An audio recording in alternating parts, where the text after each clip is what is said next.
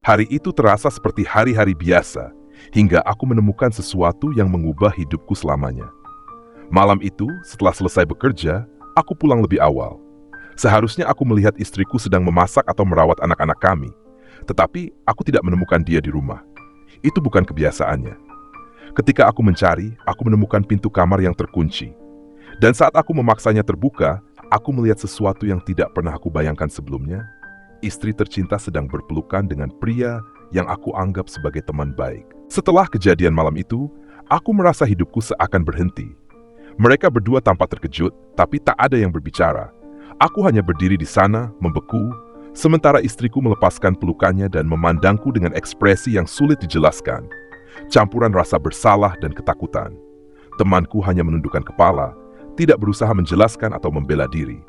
Aku keluar dari kamar tanpa berkata apa-apa.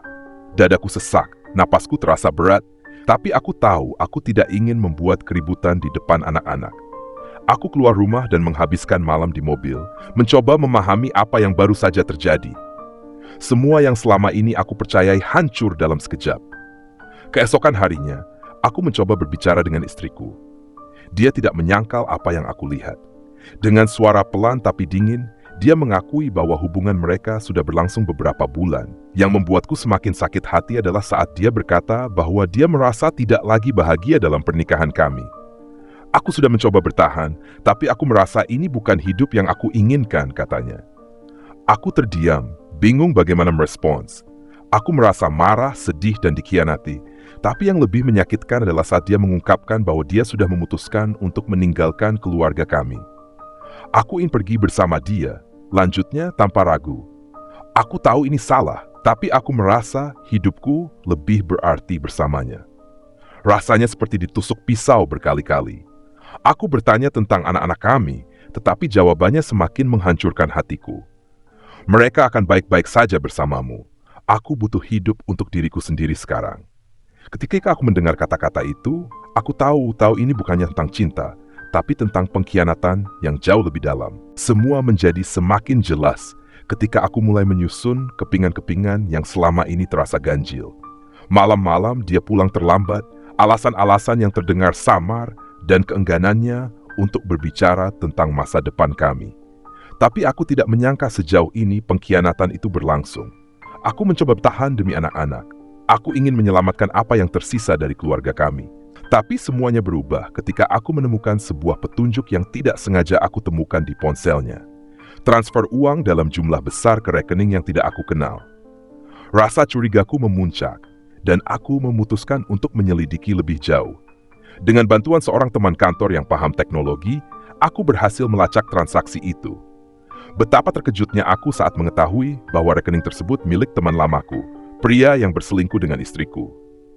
Tidak hanya itu, aku menemukan dokumen di laptopnya yang menunjukkan rencana mereka untuk pergi ke luar negeri.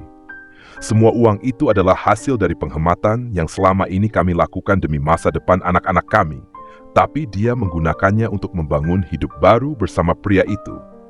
Aku memutuskan untuk mengonfrontasinya malam itu juga. Saat anak-anak sudah tidur, aku duduk berhadapan dengannya di meja makan.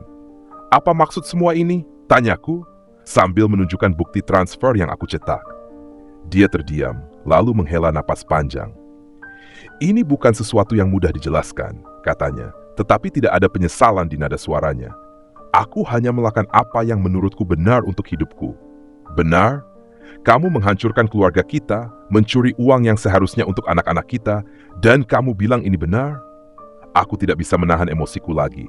Dia tetap tenang, seolah-olah dia sudah mempersiapkan diri untuk ini. "Kamu tidak akan mengerti," katanya dingin.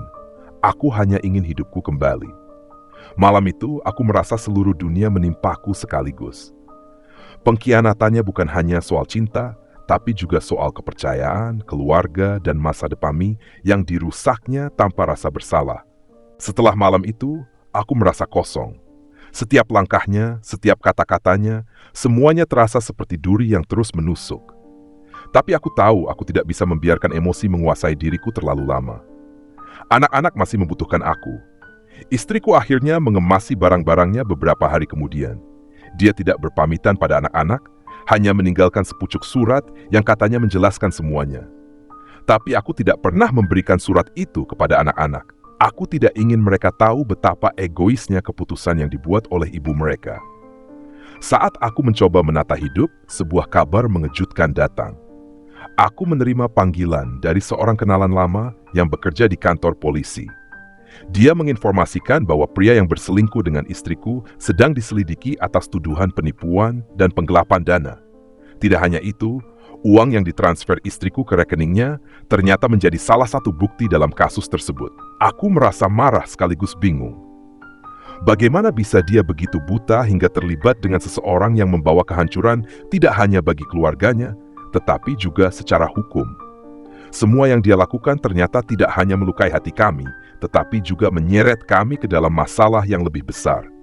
Kabar ini membuatku semakin sadar bahwa aku harus bertindak cepat.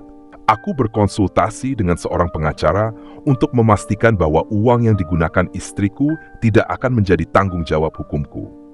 Aku juga mempersiapkan semua dokumen perceraian, meskipun hati kecilku masih terasa berat setiap kali membayangkan anak-anak kami yang akan tumbuh tanpa figur ibu di sisi mereka.